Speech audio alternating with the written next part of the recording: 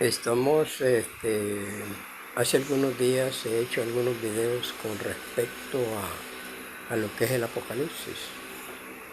Y lo más interesante del tema del Apocalipsis pues es el hebreo bíblico. Que en el hebreo bíblico encontramos la raíz de todas las expresiones que hablamos en español. Por ejemplo, las versiones en español solamente son interpretaciones que los que leyeron el hebreo bíblico, entonces ellos interpretaron la Biblia ellos. O sea, todas las escrituras que están en español y en todos los idiomas, pero vamos a hablar de las que están en español porque es el español en que nosotros, los que vivimos en América Latina, pues hablamos más o menos el español.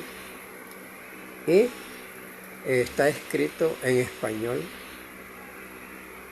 la palabra de Dios, la palabra del Altísimo. Entonces, son interpretaciones, como les dije, las que están en español, interpretaciones de hombres que, habiendo leído el hebreo, pues interpretaron el texto y lo escribieron. Y toda vez que todos, estamos hablando de todos los que leemos, de todos los lectores, ustedes, mi persona, leemos en español, pues estamos y nos basamos solamente a lo que está escrito en el español, estamos aceptando de que esa versión que estamos viendo, pues es verídica. Y estamos aceptando que lo que interpretaron otros, estamos de acuerdo con ellos. Aunque si leemos el texto hebreo, nosotros vamos a darnos cuenta que hay variaciones de expresiones, variaciones de palabras que no concuerdan con el español. Entonces, en algunas cosas pues fueron omitidas. Y vamos a hablar de algunas de esas cosas. Pero que lo importante en todo este caso del hebreo es que Juan, el discípulo amado, él recibió de parte del ángel la buena noticia, recibió la revelación enviada de parte del Mesías por medio del ángel y para que fueran explicadas a sus esclavos, los siervos, como podemos decirlo. En hebreo se dice esclavos, al traducirlo dice esclavos, y en español decimos siervos. Entonces, fíjense que hay palabras en el hebreo que, así como está el tiempo ahora, es bastante difícil, un tiempo bastante complicado, donde están las conflagraciones mundiales, donde todo se está revolviendo, se está poniendo serio, donde la especie humana puede estar en extinción, donde mucha gente está sufriendo, la gente que está en sus lugares y han sido afectados por la guerra, toda esa gente ha sufrido, los niños, los ancianos, los jóvenes. De todas maneras, pues, pero que ya en la profecía pues ya estaba declarado así. Nación contra nación y reino contra reino. Eso ya estaba así. Pero lo que quiero hablar en esta noche es con respecto a algunas interpretaciones o algunas palabras con respecto a lo que está sucediendo. Por ejemplo, tenemos una palabra en el primer texto del hebreo. Vamos a ver si lo tenemos aquí. Voy a ver si lo encuentro. Ajá. Sí, aquí está. Aunque este texto no es el que quiero tratar el capítulo 3, verso del 14 en adelante, pero quiero hacerles mención de este texto para que ustedes más o menos tengan una idea de lo que está sucediendo y de lo que podemos hablar al respecto. Bien, aquí tenemos el libro de Apocalipsis. Pueden observar el libro. En letra grande dice Hizayom. Hizayom es una palabra que quiere decir, al traducirlo al español, visión. Mientras que en español pues está la palabra apocalipsis en lugar de Hizayom. Porque apocalipsis como que fuera el final, ¿no? Final de todo. Pero tenemos la palabra, por ejemplo, de Apocalipsis como revelación. La revelación que le dio el Mesías y se la envió por medio de Juan. Miren aquí, miren el texto. Aquí dice Hagizayón, que dice la revelación, o sea, la visión. La visión. Entonces leemos el texto así porque aquí en este texto, que es el primer texto de la Biblia, hay una palabra de la cual quiero hablar. Miren lo que dice. Hagizayón le Yeshua HaMashiach asher natan lo ha-Elohim le harot et avadaid et asher tikreina el Nahon Bekerev a Yamin va Yishlach ve Yad Malahi Bayore le do le Yohanan. Bueno, fíjense que el texto lo que dice la visión de Yeshua, el Mesías, que le dio Dios para mostrar a sus esclavos y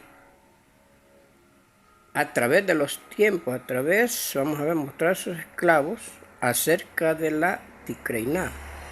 O sea, esta palabra, que es una de las palabras de las que quiero hablarles a ustedes, pero vamos a leer todo el texto en español. Y que se la mostró en medio de los tiempos. Hayamín es días, tiempos, y fue enviada por la mano de un ángel. Y Bayore, que es una palabra bastante que quiere decir aterrador. Fíjense que por medio del ángel a su esclavo Juan. Es lo que está diciendo ahí. Pero nos vamos a referir en esta noche, y además de los textos que yo quiero hablar más adelante, del 14 en adelante, quiero hacer alguna introducción porque me interesa algo ahí. Pero miren, aquí dice Tikreiná. Tikreiná. Vamos a ponerle en letras grandes. Ahí lo tenemos. Tikreiná. Sí, la palabra de lo que quería decirles en esta noche es acerca de la palabra Tikreiná que les mostré en el texto hebreo. Miren, en el texto hebreo, ¿cuántos siglos hace que se escribieron esas palabras del Nuevo Testamento y no se hace mención? Claro, en aquella época porque no se hablaba de eso. Pero ¿qué quiere decir Tikreiná? Tikreiná quiere decir partículas, radiación. Al traducirse la palabra Tikreiná al español, entonces quiere decir partículas, radiación. Como en aquella época no se hablaba de nada de estas cosas, ni siquiera se conocía lo que era radiación y las partículas esas, no se había inventado nada de eso, entonces los traductores de la Biblia omitieron esa palabra. No hablaron de ella porque no le entendieron ni jota. No le entendieron nada, entonces la omitieron. Y así como esa palabra está allí y que omitieron los traductores, hay otras que las omitieron también porque no la entendieron. Bueno, pero ¿cómo? ¿Por qué quiero hablar de esto? Bueno, sencillamente porque ustedes saben, si ustedes leen las noticias, ustedes pueden observar en las noticias lo que viene de la Europa del Este, la guerra que se está librando entre Rusia y la OTAN, o sea, entre Rusia y los europeos en el país de Ucrania. Ustedes pueden, eso es notorio, todo el mundo lo sabe, todo el mundo sabe eso. Aunque ellos no lo quieran decir, pero ahí se ve pero que los europeos muchas veces están hablando de armas nucleares.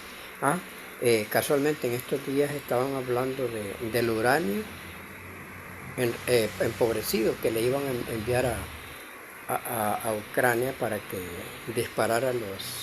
se dispararan con las máquinas esas, los SIMAR, que son máquinas de guerra para disparar proyectiles.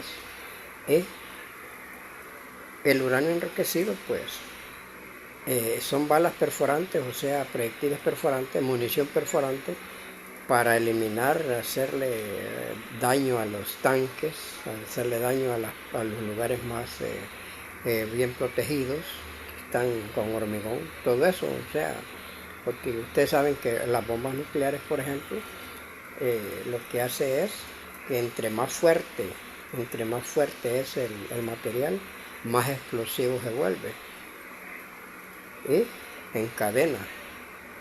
Las armas nucleares sí, las armas de destrucción masiva. Pero en esta oportunidad dicen que quieren mandar a Ucrania el uranio empobrecido. Fíjense que yo estaba viendo lo que significaba eso, ¿qué es?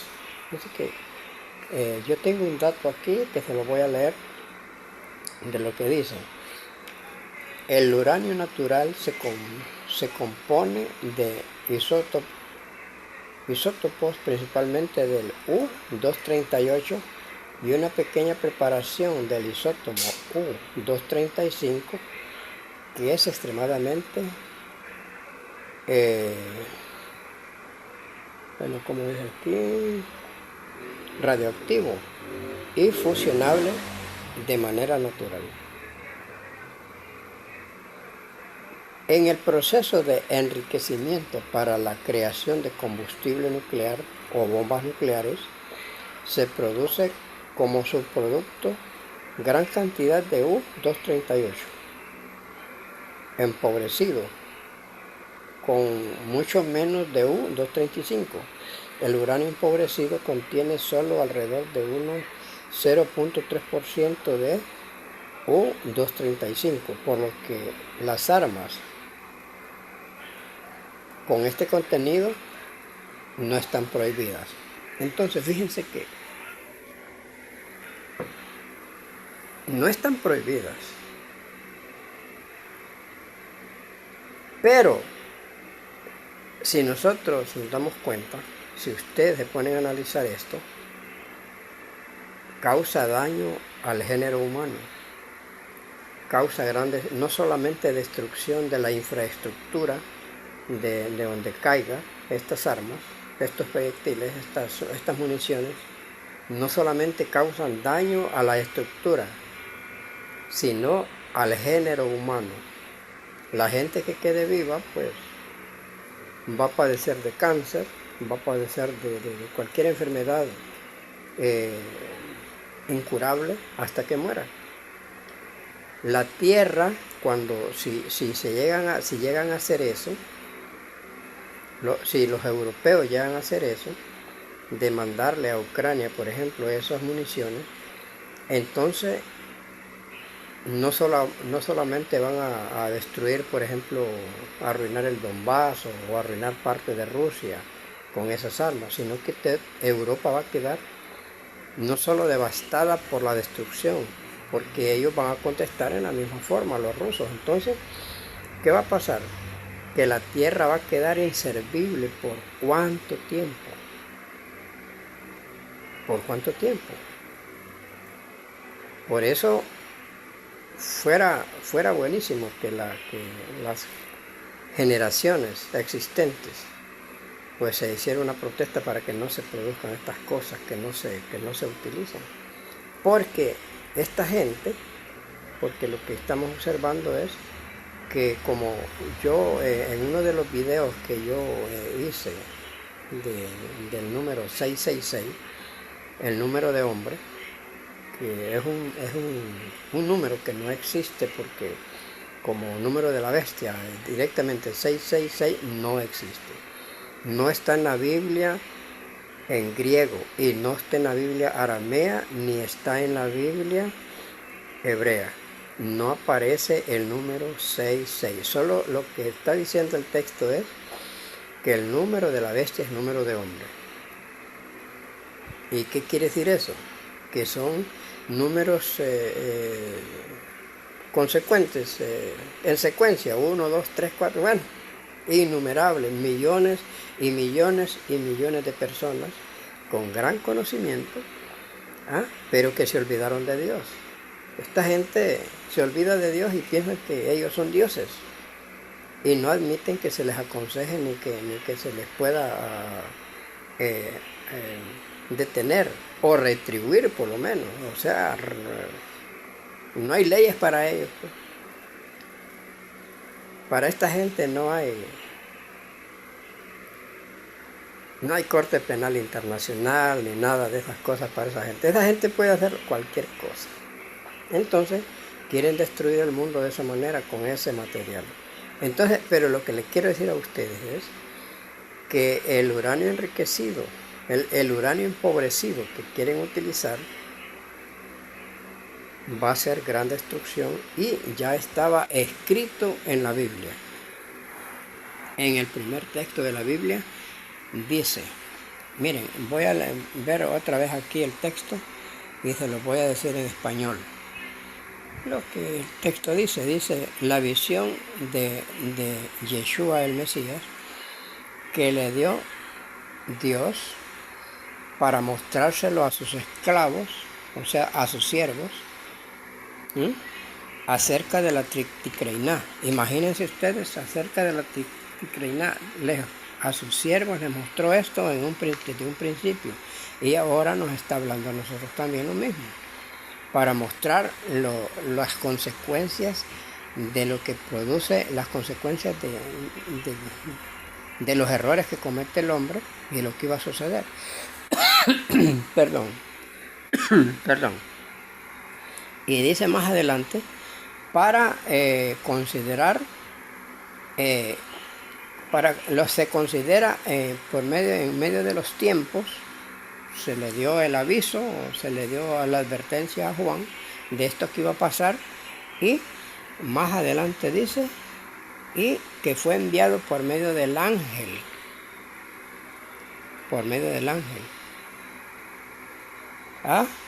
para que sus esclavos, aquí dice, le habló su esclavo Juan, advirtiendo a su esclavo Juan acerca de lo aterrador que es esta situación que iba a pasar en el mundo y que nosotros pues estamos en una época en que debemos de buscar al Todopoderoso y pedirle que por lo menos en nuestro tiempo no suceda eso, porque imagínense cómo va a quedar el mundo si se utilizan estas cosas. Esto es tremendo. Bueno, yo quería hablarles acerca de esto, de que la Ticreiná, que es la radiación, y acerca de las consecuencias de lo que produce al usarlas, de lo que el hombre se ha inventado y que hace, pues quería yo mostrarles que está escrito en la Biblia. Ahora vamos a pasar a otro caso, a otro tema, del mismo tema, pero que acerca de las 7 congregaciones de Asia, de las que quiero hablar en estos momentos. Quiero leer en primer lugar lo que dice este texto, para que ustedes tengan una idea de lo que quiere Dios que nos demos cuenta. Miren aquí tenemos una palabra. Mi asher asnayim lo Yakshib et Asher Haruach Magid Lach Kehilot. Lo que el texto dice, quien tenga oídos para oír, oiga lo que el Espíritu dice a las congregaciones. Kehilot es congregaciones, está en plural, Kehilot. Entonces, sigamos viendo el tema de las congregaciones. Quien tenga oídos para oír, oiga lo que el Espíritu Santo dice a las congregaciones. ¿Cuáles congregaciones? A mí cuando yo era muchacho, recuerdo de que me enseñaron de que la congregación a la que yo asistía era única. Y con esa creencia, esa fe, pues yo me fui introducido dentro de la congregación cristiana como un creyente. Apenas tenía yo los 20 años. Y me enseñaron que la congregación a la que yo asistía era única. Única en el sentido de que no había otra congregación como esa. Y que la salvación era exclusivamente de esa congregación. Entonces que las demás estaban desechadas. Bueno, es un error eso, ¿no?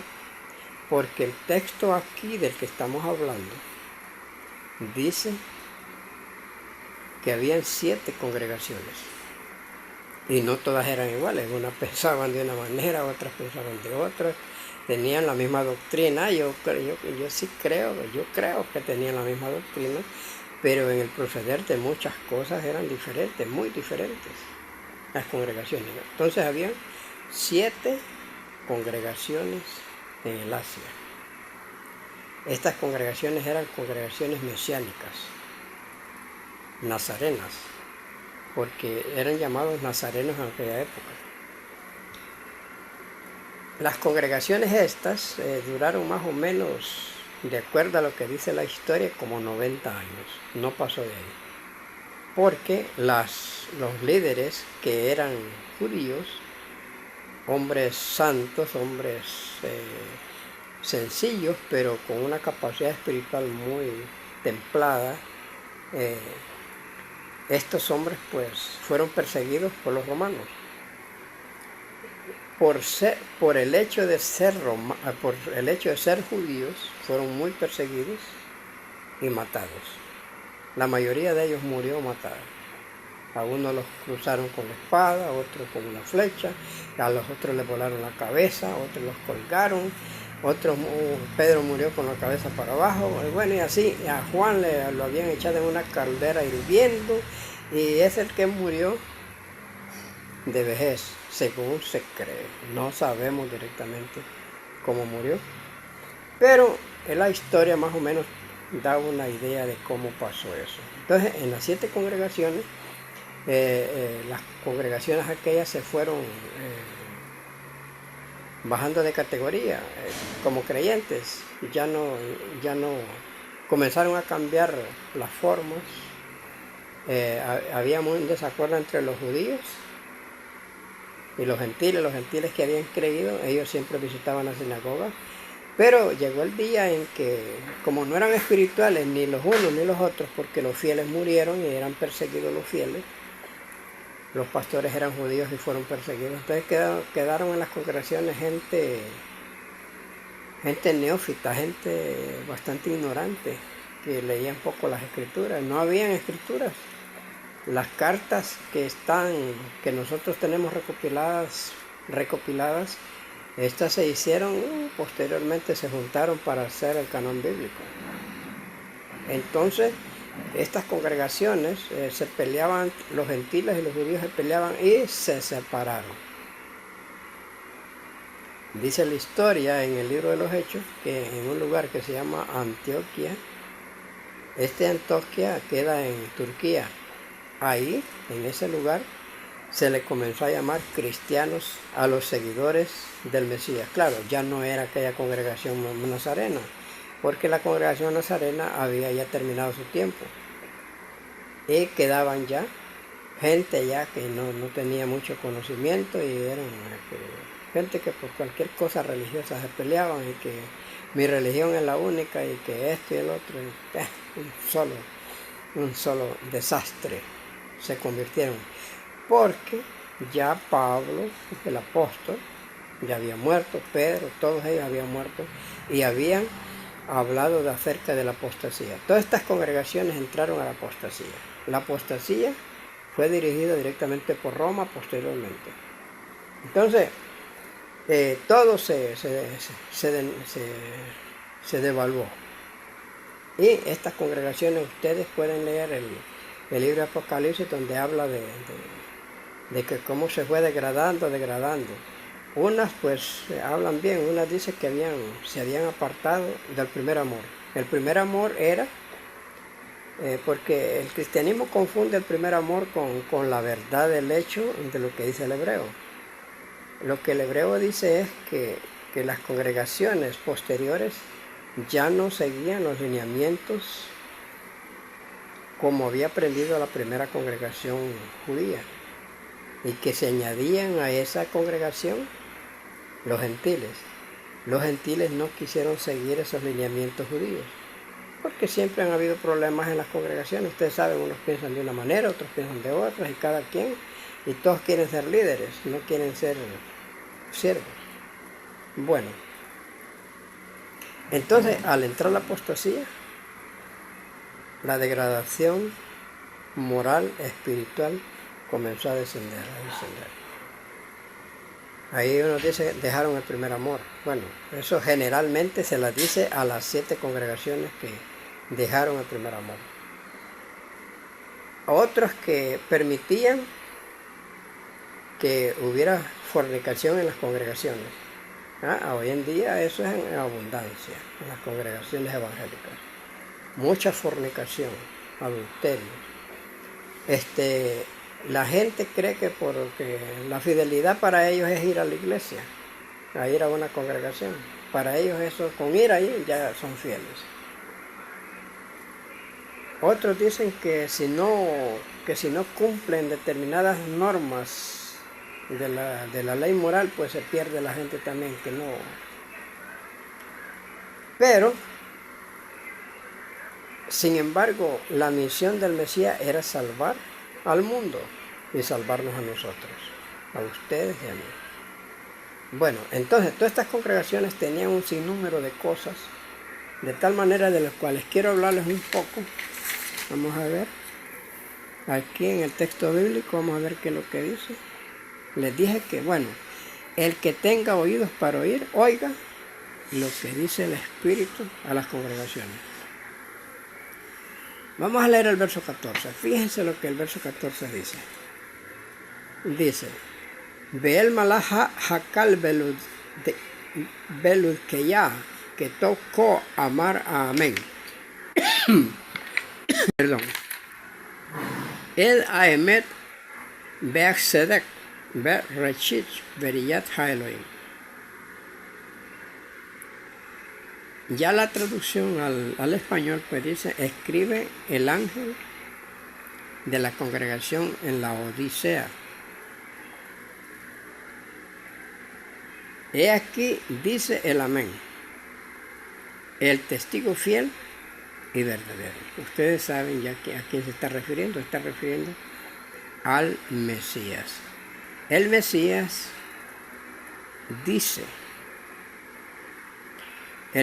dice, cuando escribe al ángel de la congregación en la Odisea, en hebreo se dice Belud Keya. Y aquí dice el Amén, el testigo fiel y verdadero, el principio de la creación de Dios. ¡Qué tremendo! El 15 dice, miren qué bonito, dice el 15, el verso 15. Estamos hablando del capítulo 3, verso 14, verso 15. Ahorita vamos con el 15. Yadaat yed masheha kilo kar beloham, atamin yite beayeta kar or ham. Miren lo que dice. Yo conozco tus obras, que no eres frío ni caliente. Ojalá fuese frío o caliente. Mis amados, porque resulta que fíjense que en el hebreo hay dos palabras. Una dice kar. Kar. Kar quiere decir frío. Pero tanto la palabra kar como ham, que ham, kar y ham casi es lo mismo. Por ejemplo, kar dice frío, helado, fresco, resfriado, caliente, cruel, congelado, caluroso. Entonces yo me pongo a analizar, bueno, pero ¿y por qué dice si no eres frío o no eres caliente? Porque ham quiere decir caliente, cálido, caluroso, y también dice que quiere decir frío, abrigado, atractivo, hace calor, tibio. Entonces las dos palabras casi son las mismas, pero tienen una pequeña diferencia, que una se está refiriendo a frío y la otra se está refiriendo al calor. No eres frío ni caliente, la palabra kar y la palabra ham en hebreo. Entonces, por no ser de ninguna cosa, ¿cómo estaba entonces cómo estaban algunos? No estamos hablando que todos en una congregación están así, porque el ángel está hablando a la congregación de la Odisea. Algunos de esa gente estaban en estas condiciones. ¿Cómo estaban entonces? Entonces estaban, si no estaban fríos ni calientes, entonces ¿cómo estaban? Entonces estaban muertos. Miren el verso 16. Dice: Ah, Yanki no te ata, Meshnehem loham, velo karaki o hamipi. Pero porque dice, al traducirse el texto al español, pero porque te estabas inclinando a los dos lados.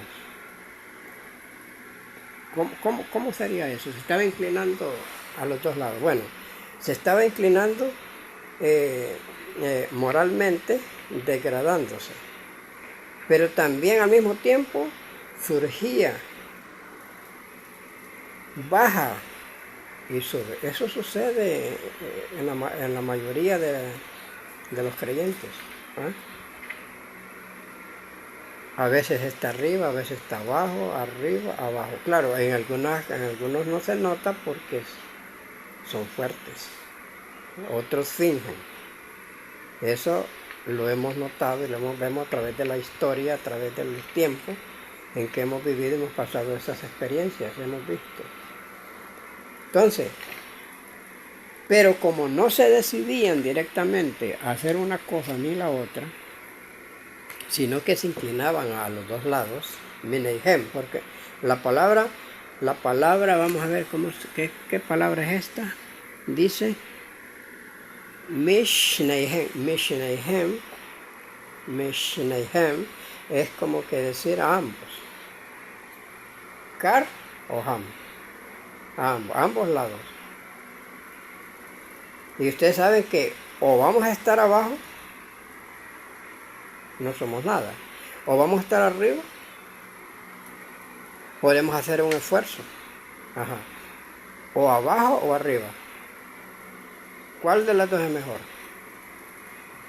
Considero que es mejor subir, mantenerse arriba. ¿Por qué? Porque la parte, si nosotros directamente caemos de una manera y no nos levantamos, entonces estaríamos muertos. La persona que cae y no se levanta está muerta. Pero la persona que se levanta, que rectifica, entonces la persona cobra vida y es una esperanza muy basada en la creencia, en la fe. Tiene una creencia muy fuerte, una convicción muy poderosa que lo puede ayudar para subir. Eso está bien maravilloso. Miren, y leyendo el otro verso que dice, miren, vamos a leerlo. Vamos a leer el verso 17, 3:17. Dice, Beatá Martajen, Hacharti Behavir, Masea Yadi Velo Ejar, Dabar Velo Yadati Ki, Nike, Beumlal Ata Ani Iber Verón. El texto hebreo, aquí hay varias palabras muy importantes en esto. Muy importante. Porque tú dices, soy rico. Miren qué tremendo. Porque tú dices, soy rico. Y he enriquecido y no tengo necesidad de nada. Ejar. Ejar. Perdón. Ejzar. Ejzar. No tengo necesidad de nada. ¿Cómo sería eso? Yo considero que todos tenemos necesidad de Dios. Pero las grandes mayorías que no buscan a Dios, pues no tienen necesidad, porque ellos dicen, no, si yo no tengo necesidad de nada. Yo no soy como fulano, yo no soy como, yo no hago esto, yo no hago lo otro, yo no hago esto. Entonces son ricos, ellos dicen que son ricos. Pero aquí en el texto hebreo, tenemos unas palabras para decir, dice, pero tú no conoces. No tengo necesidad de ninguna cosa, pero no conoces. No conoces. Puede ser un creyente, mis amados. Puede ser creyente, pero que está apartado o que no busca a Dios o que está frío, está muerto, pero tal vez no tiene fe. Y aquí o se está creyendo que es alguien y no es.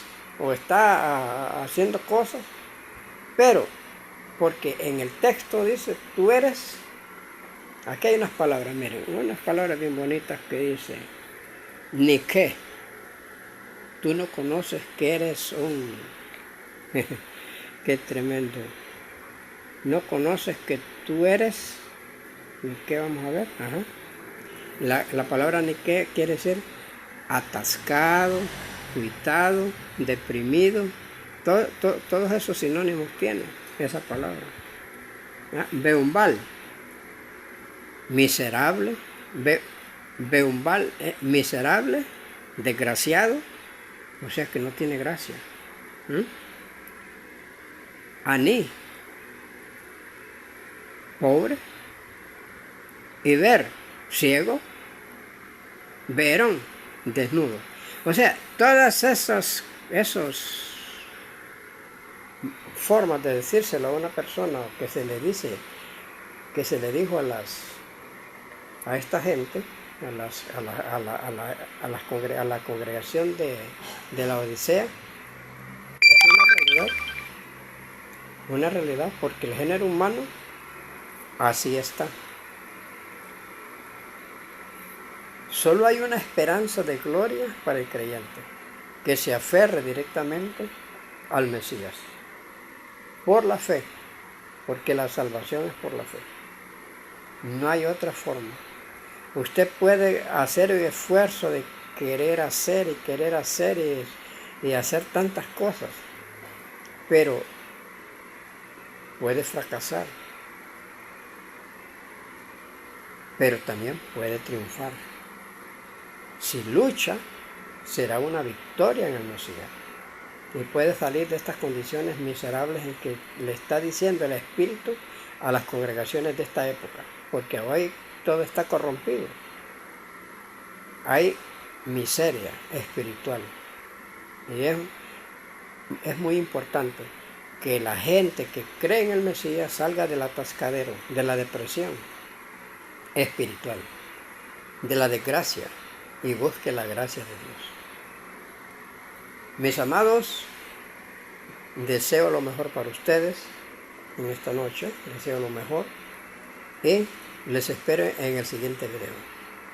Bendiciones para todos y pasen una buena noche. Shalom, shalom.